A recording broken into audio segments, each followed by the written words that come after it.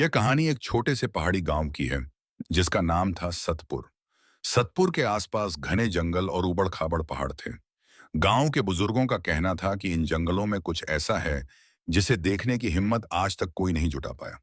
कहते थे कि एक आदमखोर राक्षस इस जंगल में रहता है जो इंसानों का शिकार करता है।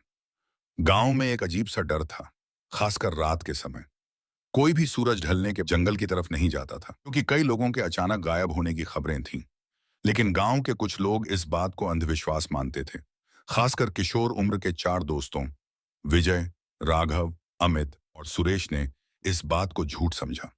एक रात इन चारों ने जंगल के अंदर जाकर इस रहस्य का पता लगाने का फैसला किया।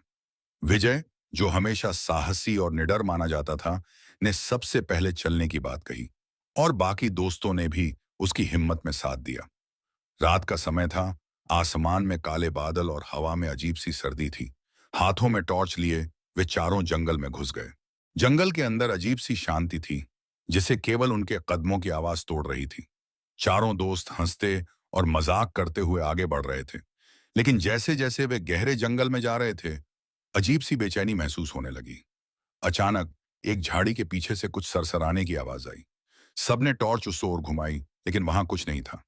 आगे बढ़ते बढ़ते वे एक पुराने खंडहरनुमा घर के पास पहुंचे। यह घर इतना पुराना था कि उसकी दीवारें टूट चुकी थीं और अंदर घना अंधेरा था। विजय ने कहा, चलो अंदर चलते हैं, कुछ राज हो। बाकी दोस्तों के मन में डर था, लेकिन विजय के पीछे पीछे वे भी अंदर चले गए। जैसे ही वे अंदर पहुंचे, घर के भीतर का माहौल बहुत अजीब था। हर कोने से अजीब सी बदबू आ रही थी और ठंड बहुत बढ़ गई थी। तभी अचानक एक भयानक चीख सुनाई दी। चारों घबराकर एक दूसरे की ओर देखने लगे। तभी अंधेरे में एक विशालकाय आकृति दिखाई दी जिसकी लाल आंखें चमक रही थीं। वह आदमखोर था। उसका शरीर इंसानों जैसा था, लेकिन चेहरा विकराल और भयानक था और उसके लंबे नुकीले दांत खून से सने हुए थे। वह तेजी से उनकी ओर बढ़ा। चारों दोस्तों ने भागने की कोशिश की, लेकिन आदमखोर ने सुरेश को पकड़ लिया। उसकी चीख पूरे जंगल में गूंज उठी। बाकी तीनों दोस्तों ने किसी तरह भागने की कोशिश की, लेकिन अंधेरे और डर के कारण वे रास्ता भटक गए। आदमखोर ने विजय और राघव को भी अपने कब्जे में ले लिया।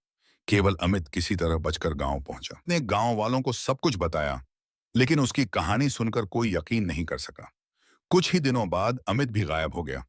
गांव के लोग कहते हैं कि आदमखोर अब भी उस जंगल में छिपा हुआ है और हर रात अपने अगले शिकार की तलाश में निकलता है। अब सतपुर का कोई भी व्यक्ति उस जंगल की ओर जाने की हिम्मत नहीं करता, क्योंकि वह जानता है कि अगर वह एक बार जंगल में गया तो कभी वापस नहीं लौटेगा।